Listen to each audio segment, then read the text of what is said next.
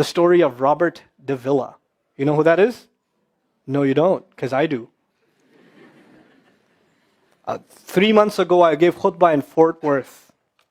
I haven't been to that masjid in 4 or 5 years, and they invited me for some reason, and I went. And I gave khutbah there. My khutbah was about dua. An Egyptian fellow comes up to me, a young man came up to me afterwards, he goes, Allah fulfilled my dua today. And I said, what's your dua? He said, my dua was that Nu'man Ali Khan should meet Robert de Villa. I was like, are you Robert de Villa? He goes, nope, I am not Robert de Villa. Robert de Villa is my friend. But I think Allah is fulfilling my dua. I was like, fire away, I want to know. Robert de Villa is a young man who lives in a town 40 minutes past Fort Worth. He was a farmer, young guy. And he was hit with some sort of genetic disorder that kicked in later on in his life, and he became paralyzed from the neck down. And he lives in a nursing home. Most people in that nursing home are 90 years, 100 years. They're really, really old people. And then there's, his room where he's paralyzed neck down. He's the only 30-something-year-old that is in the nursing home, okay? And he's been in that nursing home for the last 10 years. His family got a computer for him that's voice activated, so he can give voice commands, put a headphone on and Google stuff and search stuff so he can surf the web and find information.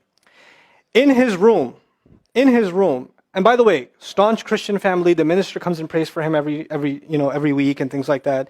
And his best friend was in the bed next to him. One of his best friends. He became best friends because he met him at the nursing home. This person was also paralyzed and he needed a new liver.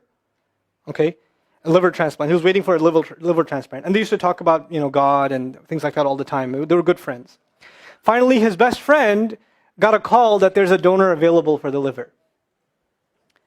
So he's so excited. He goes, Robert, I'm going to miss you, but I'm going. I've got a donor. So they take his friend and they go into the operation, and his friend died at the operating table. Now his friend, who's also a Christian, the deceased friend, his sister, took one of the amulets of his friend, a crucifix, and she gave it as a gift to Robert. This is a reminder of your old buddy. So he hung it on the side of his hospital bed. Robert de Villa lives a pretty decent life in there. The nurses take care of him. He's a happy guy. And one day he goes to sleep and he sees a man in his dream. That man says his name is Muhammad. And he says, pointing at the crucifix, God did not send messengers so they would worship the messengers. God sent messengers so you could worship God. And Jesus was just a man. He walked in the markets and he ate food. He walked in the markets and he ate food, and the dream stopped. He only knows that Jesus was just a man. He knows there's a man named Muhammad that said that to him. He said that messengers came so people could worship God and not the messengers. This is all he knows. So he starts Googling Muhammad. He finds Islam. He takes Shahada. When he takes Shahada, he wants to learn about the Quran.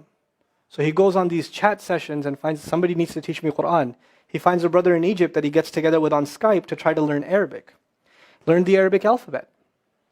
Once he learned the Arabic alphabet, he learned to recite the Quran. He memorized 10 surahs from his hospital bed. Then he said, I'm beginning to memorize the Quran, and I'm beginning to learn about this prophet, but I need to understand the Quran. So he starts Googling how to understand the Quran. And for some reason, he ends up on my videos. And he starts watching my stuff. And he watched almost everything. And then here's the kicker.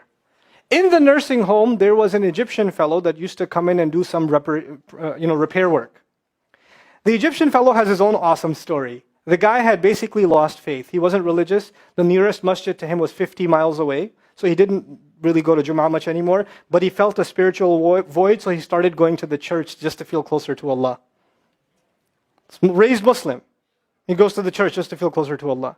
He's passing by Robert's room one day and he hears, وَالْعَصْرِ إِنَّ الْإِنسَانَ لَفِي خُسْرٍ. So he walks into his room and says, Robert, what are you listening to? Robert says, nothing. That was me. And the guy says, you're Muslim? He goes, yeah, I became Muslim. And now this friend is in shock. How does Allah guide someone in the middle of Churchtown, USA, in a nursing home, with a crucifix on the side of his bed that he doesn't even have the physical strength to move. And the guy himself says, I want to come back to Allah. So he tells him about his, the friend he found online, Norman Ali Khan. So the Egyptian fellow starts watching my videos. And then he says, I wish I could meet him one day. And he says, okay, I'll pray for you. And after 5 years, that Egyptian friend shows up at the same masjid that I haven't been to in 4 years. And after Jumu'ah says, I think Allah wants to fulfill my friend's dua and my dua. So I said, I think He does. Let's go. So I took a few of us and we went. And we met with Robert. We had a beautiful conversation with him. And inshallah, for Eid, we're going to go to his nursing home again. The nursing home was pretty shocked. You're all here to meet Robert? Like, yep. Yep. Why do you want to meet him? He's an inspiration. I'm like, okay, let me check if we can. And they had to call the hospice administrator and all this stuff, and then eventually let us in. And Robert's in shock. And then I meet with Robert, we're talking, and I was like, hey, Robert, so I heard you memorize some surahs. He says, yeah. Can you recite one for me? So he recited Surah Al-Asr. Not one of us was not crying. We're just in tears. When somebody turns to Allah, don't worry about the means. Guidance will come. Balance will come. I want to tell you some more about Robert because young guys are here. Young guys that play basketball. Young guys that are healthy. Young guys that have ambition. I told you what's his paralysis, from where to where? Neck down. He has a special wheelchair that has to hold pretty much every part of his body in place. He can't just sit in a wheelchair. It holds his neck and it holds every other part of his body in place because he has no control over his limbs. And he has to have a special van where the wheelchair locks in so that if it goes through a bump or whatever, he doesn't, receive the shock. So he made a request. He wants to go to the Friday prayer. They didn't have the special van, so they put him in a regular van. And so he went in the regular van and a few bumps and his spine got even more hurt. He went to Jumu'ah. He came back in excruciating pain. And they said, I'm sorry, Robert, you're no longer able to sit in your wheelchair. You're going to have to stay in your bed for the next 6 months at least. If you see recovery, then you can get back up again. I met him in that span. He had already been in that bed for 3 months already. And the reason he was in that bed is he went to the Jumu'ah prayer. And he told me about the Jumu'ah prayer. He said, I've never felt more peace in my life than I was in that masjid. And you know what I'm going to do, Brother Nauman? When I can sit in my chair again, I'm going to go to Jumu'ah. I'm going to go to the masjid because I've never felt like that before. There's someone who has nothing but control over his mouth and his eyes. And he says, I only find peace in the masjid. And here we are. These masajid, I don't care what ideology, what school of thought, what they're talking about in the masjid, what fitna is there. I don't care. It's still Allah's house. Just go to pray.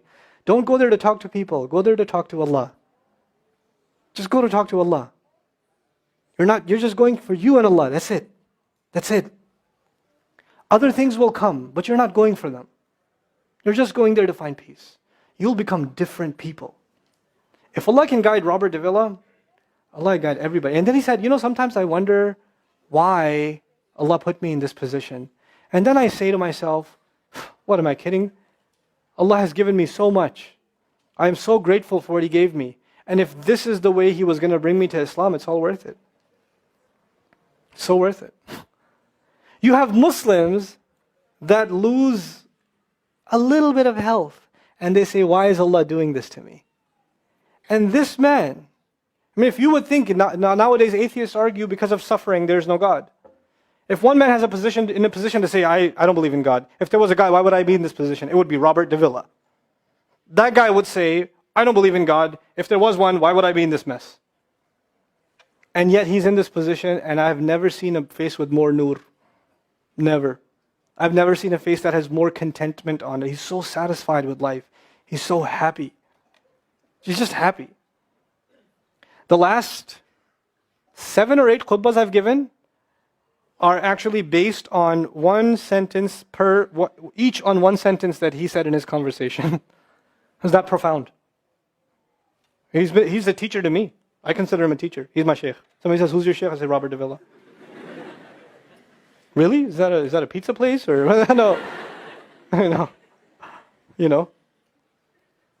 The guidance is all around us. You don't have to get worried about what's not there. There's plenty there. You know what Allah did for the people of the cave? You know He even guided them in where to sleep. You know He even guided them on where to turn. As the sun was coming, they'd turn away from it. As the sun came from the other side, they'd turn the other way. Allah will guide you in your sleep when you make dua to Him. He'll even guide you in your sleep. Every toss and turn will be guided by Allah. Can you imagine? We shouldn't be skeptical in Allah's guidance. We shouldn't worry about how am I going to find balance. No, that's Allah's job to guide you. Your job is to talk to Him. Your job is to get sincere. That is the message I have for you. That is how we're going to find balance. Honestly. And if once you do that, once you become sincere to Allah, Allah will open doors. Allah will give you friends. Allah will give you teachers. Allah will give you access to resources, all of which are going to bring you closer and closer and closer to Him and to the truth and make life better for the people around you. This is really the gist of what I wanted to share with you. I don't want to speak longer. I've spoken too long already. I love coming back to it. Now I will show you guys a short video of students of Bayyina Institute going to meet Robert Davila. It is so beautiful, guys. I will only show a short part of it, but if you guys want to watch the whole thing, I'll leave the link in the comments. ربي جل الله حسبي ربي جل الله ما في قلبي غير الله ما في قلبي غير الله ونور محمد صلى الله نور محمد صلى الله لا إله إلا الله محمد رسول الله. Hey.